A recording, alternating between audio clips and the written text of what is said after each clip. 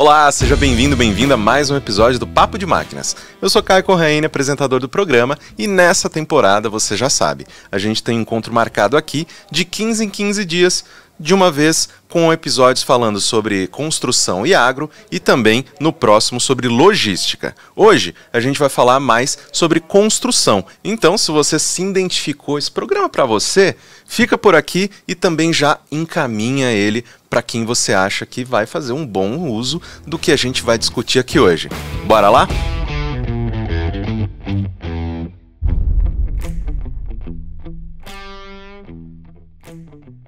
Então, poxa, muito bem-vindos, né? Luiz, meu parceiro, já é fixo aqui, basicamente, do Papo de Máquinas, seja muito bem-vindo. E pela primeira vez, o Elber, que, né, obviamente, vem aí, é engenheiro civil e também fundador do canal Engenharia na Prática. Elber, prazer enorme ter você aqui hoje conosco. Fala um pouquinho sobre o seu canal, fala um pouquinho sobre a sua carreira, comenta pra gente um pouquinho e apresenta também pra nossa audiência tudo que você faz. Bom, primeiramente é um prazer estar com vocês aqui participando, Caio, Luiz aqui, da Brasif Máquinas.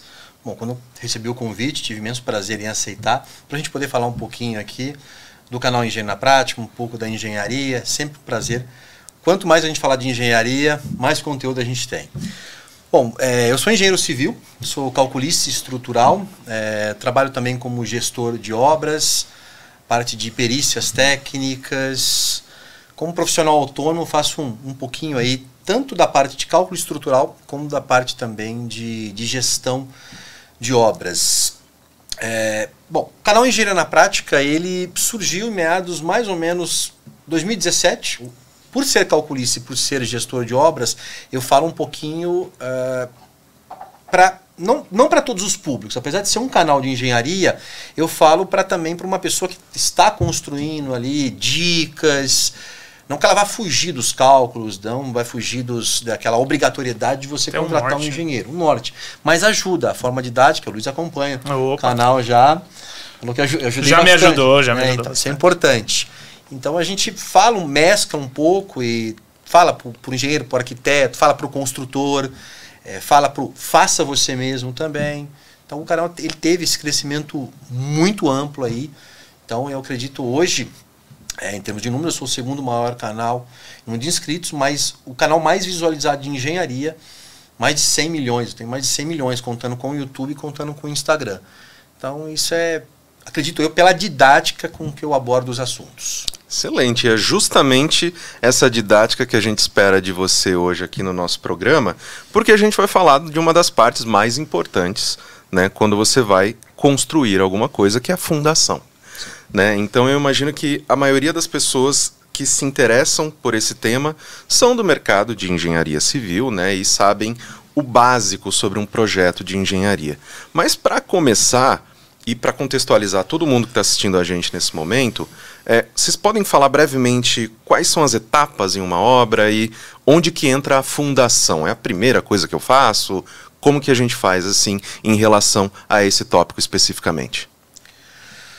Bom, por exemplo, vamos trabalhar quando você vai iniciar uma obra, você faz primeiramente a contratação de um arquiteto para realizar o projeto arquitetônico. Então esse arquiteto, geralmente, o engenheiro pode fazer também, mas geralmente você contrata um arquiteto para que desenvolva esse projeto. Porque até que tem aquele papo, né? Que você pede pro engenheiro fazer um projeto pra você vai morar numa caixa quadrada e é isso aí, ó, nossa, que legal, tem uma porta, tem uma entrada-saída, só que um negócio horroroso, né? O engenheiro é mais quadrado. Eu mesmo brinco, às vezes o pessoal eles pedem dicas de projeto, eu falei, cara, eu não sou arquiteto, eu sou calculista. Tem 4 paredes, tá de pé, tá bom. Eu não tenho a visão espacial que um arquiteto tem. Então eu sempre falo que, né, cada profissional com a sua habilidade. Então você contrata o arquiteto, ele faz o projeto, desenvolve de acordo com o terreno, aclive e declive.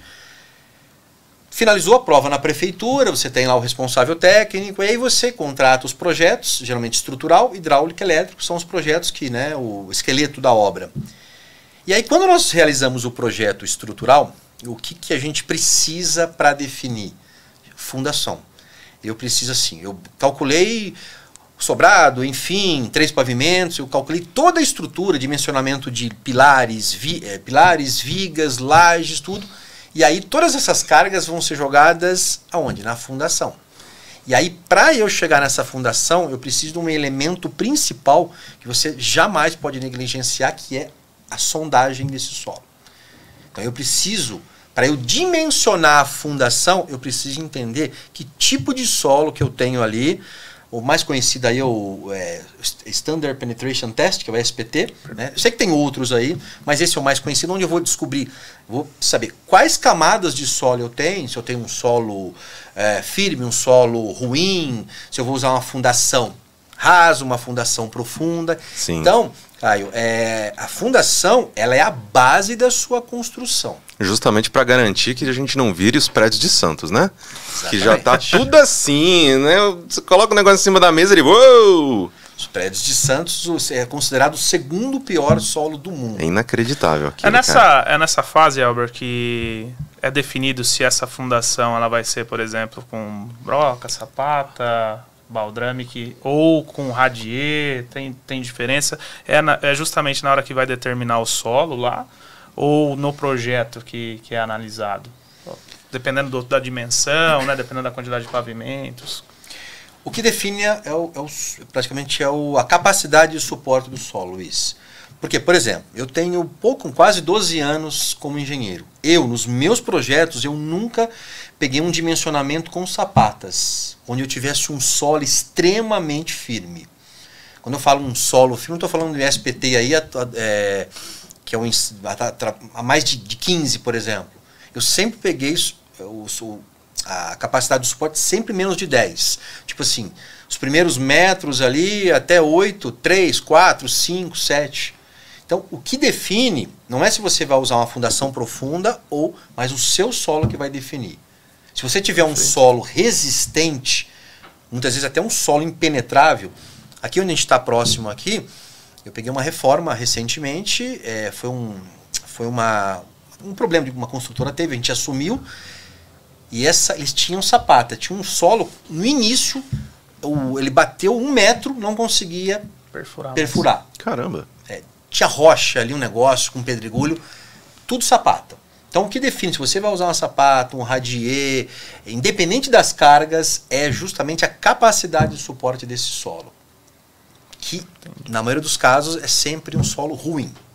Quanto mais frágil for o solo, vamos falar assim, mais profundo tem que ser a minha fundação. Isso. Aí você vai tipos de... Se você vai pegar água, se você tem se o lençol freático está muito alto, por exemplo, mas o que vai definir é justamente a capacidade por camadas, né? Porque às vezes, quando você faz o ensaio, ele pode te trazer um erro crucial, que muitas vezes na hora de você dimensionar, grandes obras, você contrata especialistas natos, engenheiros, geólogos, tudo, porque você tem grandes cargas. Mas às vezes, por exemplo, você tem um solo firme a, 8 metros. A 9 metros você tem uma turfa lá com uma capacidade baixíssima. Imagina se você coloca exatamente a sua fundação ali nesse ponto. Difícil ocorrer? Difícil, mas pode acontecer. Por isso que precisa criteriosamente ter o relatório de sondagem. E no caso, né, aproveitando que vocês já até entraram um pouco nesse assunto, quais são os diversos tipos de fundação que a gente tem? E eles dependem também do tipo de construção que a gente vai fazer? Porque, afinal de contas, por exemplo, a fundação de um prédio, acredito que vai ser mais profunda. Sim. De uma casa simples, de um sobrado, também acredito que não vai tanto. Então, vocês conseguem falar para a gente também quais são as alternativas que a gente tem em relação aos tipos diferentes de fundação? Por exemplo, se a gente pegar um solo bom, né? Um SPT mais de 10, 15, enfim. Até mesmo, por exemplo, os solos de Santos, os prédios de Santos, que eles na época falavam que 6, 7, 8 andares, eles usavam sapatas. E essas sapatas, porque o solo de Santos ele tem até 55 metros, é uma turfa lá, uma gelha altamente compressível. Mas eles usavam sapatas na época. Então, por exemplo, se você tiver um solo muito bom, você vai utilizar uma fundação rasa, que a gente fala que é a sapata corrida onde? É aquela base larga dela, ela trabalha na compressão. Sei lá, uma sapata de 2x2, aqueles 4 metros quadrados ali, a carga que vem do pilar vai descarregar exatamente naquele ponto ali, que é compressível, e aquele solo vai suportar. Então, sapatas. Aí tem uma questão, né? Existe estapatas, sapatas com fundações. É um negócio diferenciado que eu não vou nem entrar, que chama estapatas. Mas a gente não, comumente a gente não usa. A gente ou usa sapata ou usa fundação profunda. No caso, se você tem um solo ruim, que na maioria dos casos você tem, aí você entra com as fundações profundas. Aí nós temos, citar algumas, por exemplo. Você tem o trado manual, que é aquela que o cara faz em obra ali, que é 3 metros, o cara consegue fazer manualmente. Aí você tem a estaca escavada mecanicamente, aí você pega 5, 6, 7, 8, 10, 15 metros. Essa estaca escavada é bom não ter o lençol freático alto, porque se pegar água, você tem um plano de desbarrancamento. E aí você tem, por exemplo, se pegar água Strauss, estaca Strauss, que aquela que, nossa, que faz uma sujeirada, que suja, mas ela é muito boa, ela tem um baixo custo. Você tem a hélice contínua, estaca Frank, tubulão a céu aberto. Né? E tem as estacas pré-moldadas, que são cravadas, estacas de concreto, perfis metálicos, né? Por exemplo. Em subsolos de edifício eles usam muito aquelas estacas, eles abrem, né? Eles pegam uma divisa do entorno e cravam aquelas perfis metálicos, cravam a cada, sei lá, 2 metros, depois eles atirantam a cortina ali para abrir 3 metros, 6 metros, onde você faz o subsolo. De forma geral, essas seriam as fundações mais assim comuns, mais conhecidas. Exatamente. E a gente vê, né, principalmente no seu canal, que além de ensinar a engenharia na prática e mostrar efetivamente, né, como executar uma obra, você fala muito sobre o que não fazer.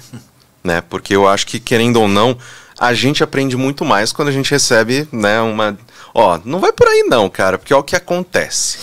Né? Então, você podia falar um pouco, né, com base na sua experiência, quais são os erros mais praticados em relação especificamente às fundações? O que um engenheiro, mestre de obras, pedreiro, enfim, a pessoa envolvida na obra deve justamente evitar? Bom, existe aquela cultura que muitas vezes o engenheiro é caro. Isso não é verdade. O Luiz está aqui para falar, o projeto estrutural, ele é o projeto mais barato que nós temos numa obra. Se a gente colocar ali o custo de uma obra, por exemplo, de 1 milhão, esse projeto estrutural, às vezes ele não chega a 1%. Estou falando de 10 mil reais. Nossa. Fora o que ele pode evitar de desperdício. O risco fora que problema, você corre, né? não fazendo, cara. Não, e às vezes, por conta própria, que acontece muito em obras residenciais, né? Então, principalmente bairros aí que não são tão planejados, o proprietário falou, decidi fazer uma casa. Sim. E aí ele vai lá, com o trado manual, dá uma limpada no terreno, a bela roçada, né? E toca a obra. Às vezes, por um excesso de cautela, ele pode inclusive gastar mais de material, né? Superdimensionar aí a fundação dele, achar que está economizando por não ter um projeto, e no fim ele tá desperdiçando material e tempo também, né? Você falou um ponto importante que são, eu falo que é entre a cruz e a espada. Existe essa questão de você não realizar, outro detalhe, eu falei do projeto estrutural. Quando a gente faz um projeto, a gente exige para o cliente, fala, olha, para eu dimensionar a sua fundação, eu preciso da sondagem. Não quero gastar com a sondagem. Fala, se você não me trazer o relatório de sondagem, eu vou colocar uma fundação lá de 10, 12 metros. Eu vou exagerar, porque eu não sei o que tem naquele solo lá embaixo. Melhor errar para mais do que para menos. Exatamente. Tá, eu vou ter que errar para mais para se resguardar. E aí vai sair muito mais caro aquele exagero na fundação, de forma, né, para você manter a segurança, do que você fazer um relatório de sondagem, que hoje depende R$ 2.500, R$ 3.000, aí mais ou menos um relatório de sondagem, que perto de uma construção hoje de R$ 4.000 um metro quadrado, em média, uma construção padrão médio, não é absolutamente nada. Mas quando você não faz uma sondagem, por exemplo, você negligencia ela. Aquilo que o Luiz falou, você tem um solo lá com uma capacidade, por exemplo, uma fundação profunda que passaria com 5 metros. Aí você não faz a sondagem, o que você faz? Você vai lá e coloca com 10 metros. Poxa, eu acho que... você não sabe que 5 metros já é suficiente. Então você vai lá e coloca com 10 metros. Aí você gastou 5 metros de perfuração mecânica, você gastou 5 metros de concreto, você gastou 5 metros de aço. Então você já teve um desperdício, já teve um prejuízo. Essa é a primeira condição, que é o que mais ocorre. A segunda, você acha que você tem um solo firme E aí você não tem um solo firme. Você vai lá e coloca uma fundação com 5 metros e você precisaria de 10 metros, que é o inverso. E o que vai acontecer com o passar dos meses, anos? As patologias de recalque. Aí sua casa começa a afundar lá, começa a aparecer uma trinca na diagonal lá. Quanto custa para você fazer um reforço estrutural? Nossa. Fora o transtorno, né? Fora o transtorno. Você já está morando, né? Que nunca é na hora, né? Sim, exatamente. Dificilmente no período de obra já vai aparecer aí. Se você tiver problema. Uma argila, né? Que ela é coesa e ela satura, dependendo do tipo de argila, ela vai adensando aos poucos. E aí, você imaginou aquela trinca na diagonal que aparece ali, ela vai aos poucos, aí você tem que entrar com reforço. Uma estaca, a estaca mega, né, que é a mais conhecida de a gente fazer reforço, qualquer projetinho básico é 10 mil reais para você, um projeto. Então, esse é uma forma de desperdício, esse é um erro que eu falei para você. Outro erro é aquele profissional, né, o construtor falar assim, olha, eu não preciso de engenheiro na obra porque eu faço isso há 40 anos. Eu sei o que eu estou fazendo. A experiência do profissional, ela é louvável, a gente não discutível, né? Discutível. Tem profissionais aí, construtores, que ele pode ensinar o engenheiro na parede. Eu aprendi muito no começo, Caio, com os empreiteiros na obra ali. Aqueles caras bons, nível, prumo, esquadro, ali, aquela prática da obra. Aprendi com eles. Né? Agora, quando o construtor ele fala assim, isso não preciso do engenheiro na minha obra, tá? E aí o cliente muitas vezes acredita, essa viga aqui, eu vou fazer isso, pode ficar tranquilo que eu faço isso há muito tempo. Fundação, não, aqui qualquer 3 metros eu passo, então não padrão, né? Todo mundo fala de fundação, 3 metros aí. Não, passa isso aqui, ó, o vizinho fez assim, todo mundo faz assim aqui, todo mundo faz assim. Então você entra naquela cultura, que nem a cultura da impermeabilização, de comprar material de construção, aplicar argamassa polimérica. Erros, assim, você tem vários. Por exemplo, é muito difundido o uso de treliça para pilar, proibidíssimo. Detergente em argamassa. Você pega o detergente e usa argamassa.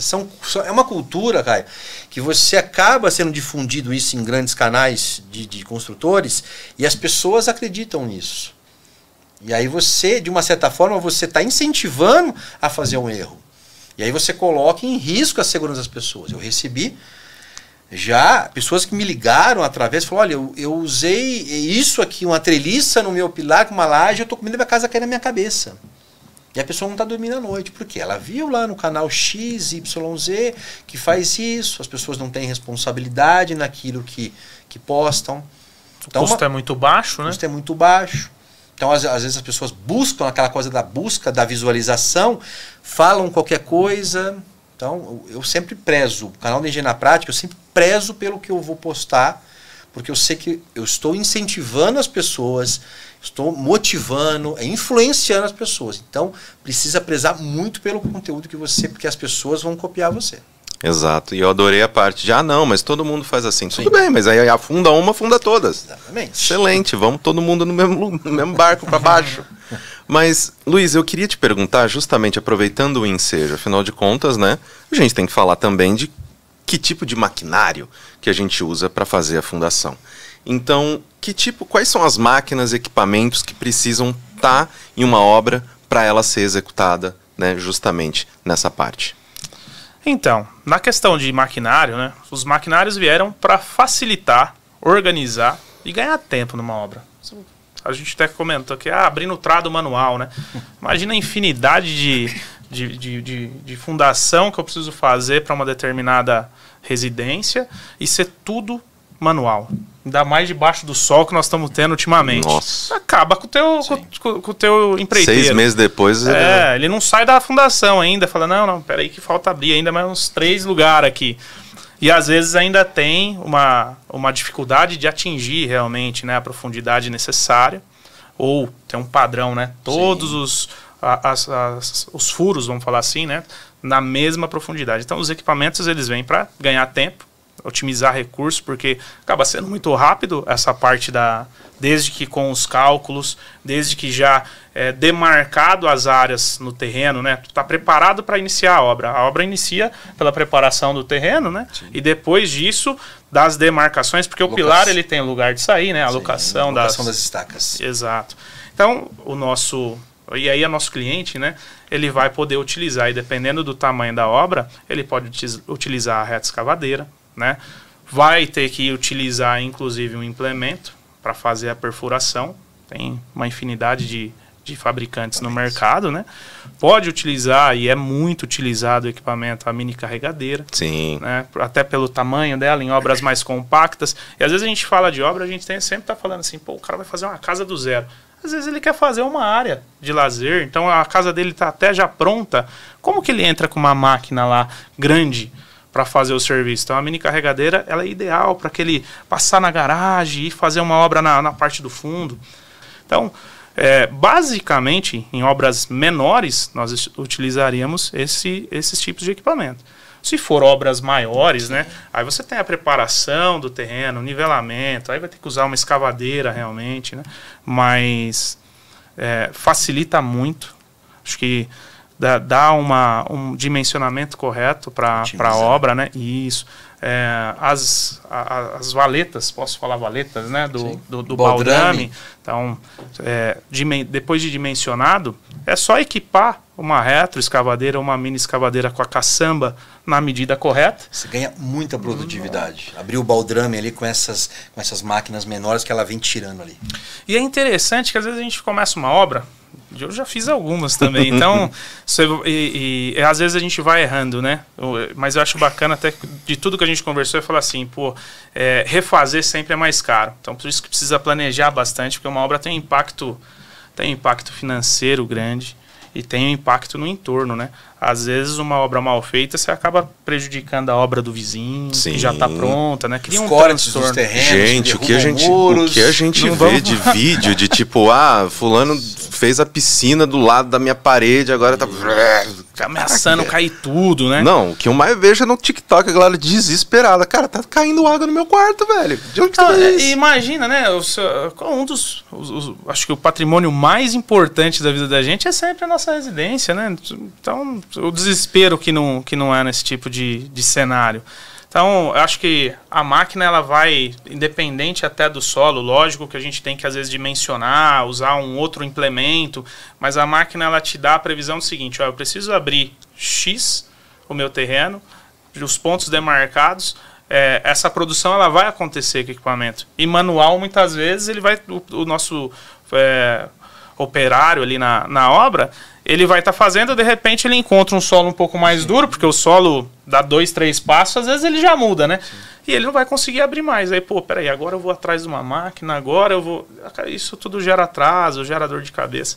Mas, de um modo geral, os nossos equipamentos são extremamente utilizados, inclusive nos dias de hoje. Hoje tem reduzido bastante as obras com abertura manual. Vieram para otimizar. Você tem que ganhar, você tem que tirar menos aquela humano ali e otimizar os serviços, ser menos traumático, que nem me recorda até isso faz muitos anos no começo, o pessoal abrindo era um ponto que não tinha como entrar a máquina, ele abriu na mão umas brocas, né, vamos falar, e o cara que arrebentou a mão, lembro até hoje, encheu e falou, eu não consigo a beirada de muro, isso, não consigo afundar mais. Eu lembro que na época, com pouca experiência, então as máquinas elas otimizam, não tem dúvida.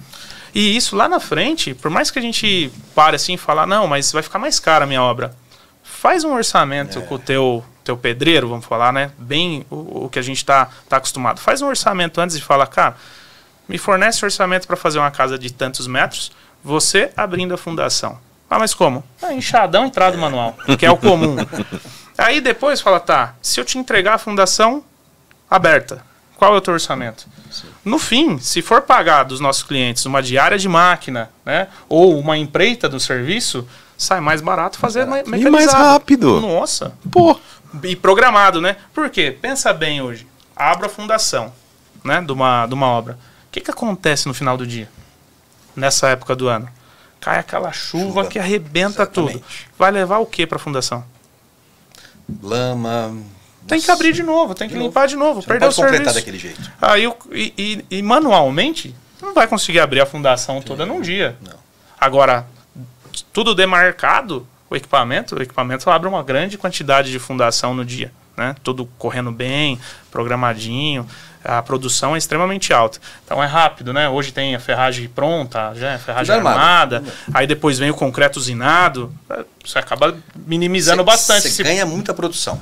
E acaba minimizando bastante esse risco de perder a fundação, né? Esse risco de abrir. O pedreiro foi lá, abriu 2 brocas, cansou, não conseguiu fazer mais nada, sol quente, vem à tarde e fecha metade das brocas que ele abriu. Principalmente períodos de chuvosos aí, dezembro, janeiro, fevereiro. E tem as obras emergenciais, né? Falou de cair muro, por exemplo. Imagina que eu tenho uma área de risco. Então, houve realmente um problema, é uma queda de muro, um muro de arrimo, né? Que a gente até estava conversando antes. Sim. E aí eu preciso fazer essa obra rápido, porque ela está colocando em risco uma outra residência, enfim, às vezes uma rua, dependendo ali, que tem muitas casas, né, encostadas em rua, em declive. Como que eu vou abrir na mão? A melhor opção é os equipamentos. Então, pode contar com a Case nesse segmento também. Exatamente. Essa questão dos cortes, que é onde a gente tem muitos acidentes, é comum você, períodos aí, dezembro, janeiro, fevereiro, você ter... você não escutar o noticiário que a máquina escavou e derrubou a piscina, derrubou o muro. A gente tem muito isso em terreno em aclive, né? Sim. O que acontece? Geralmente, esses terrenos em aclive, você precisa estudar o que você vai fazer. Então, você tem um terreno em aclive, você tem vizinho do lado esquerdo, muitas vezes, vizinho ao fundo e vizinho do lado direito. Esquerdo, direito e fundo. E geralmente está mais alto. Então, nesses casos, o que a gente sempre recomenda? No caso, você vai cortar, você precisa cortar prumo, você não vai usar talude nada, faça as estacas, aquelas cortinas atirantadas, que são aquelas que você perfura a cada 30 centímetros, então você estaqueia tudo em volta do seu terreno, com distâncias de 30 a 40 centímetros, e aí você corta esse terreno a prumo, aí a máquina ela pode entrar, quando a gente fala cortar prumo, cortar rasante, porque aí você vai estruturar, você não vai comprometer o vizinho da esquerda, da direita ou do fundo. Então, esse é o procedimento mais interessante. O que acontece é que as pessoas elas vão entrando na máquina, pegam a máquina, os tipos de equipamento lá, vai entrando, vai cortando, não tem supervisão. Geralmente não tem supervisão. Vai cortando, seja o responsável técnico, seja quem vai fazer. Geralmente é o responsável técnico, né? Não acompanha, vai cortando, daqui a pouco você está próximo do muro ali, deixou 1 metro, o que acontece? No final da tarde vem uma chuva torrencial. Você está tirando material que é necessário para a fundação descalço. Do outro, né? Descalço. Isso. E aí você derruba. Quando não, você corta a pruma. Já vi vários exemplos. Caiu o pessoal cortar a pruma ali, rente. Nossa. Sabe, é assim, é uma forma...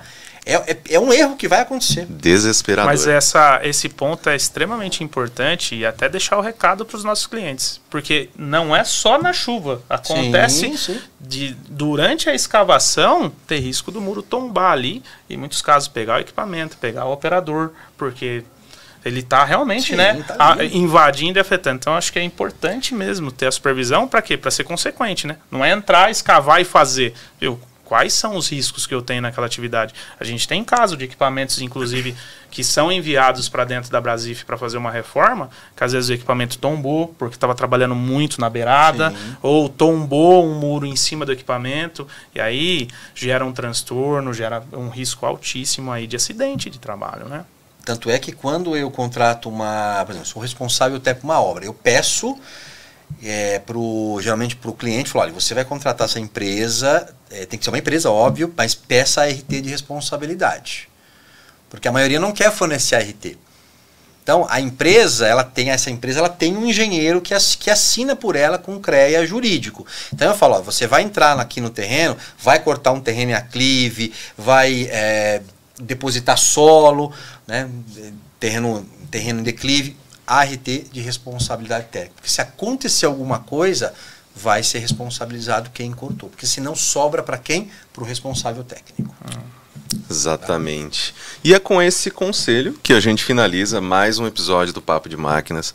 Luiz, Elber, muito obrigado pela participação de vocês. Eu agradeço demais aí pela generosidade de oferecerem tanto tempo quanto conhecimento de vocês. E eu espero que você que está nos assistindo agora tenha curtido, né, essa participação tão ilustre e também, aqui, nosso troféu já de casa. Já não tão ilustre.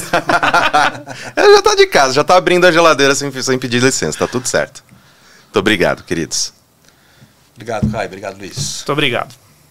E assim a gente encerra mais um episódio do Papo de Máquinas. Eu agradeço demais a sua audiência. Se você curtiu o episódio, não se esqueça de se inscrever, ativar o sininho para não perder os próximos episódios. A gente tem um encontro marcado aqui de 15 em 15 dias. Eu vejo você no próximo episódio.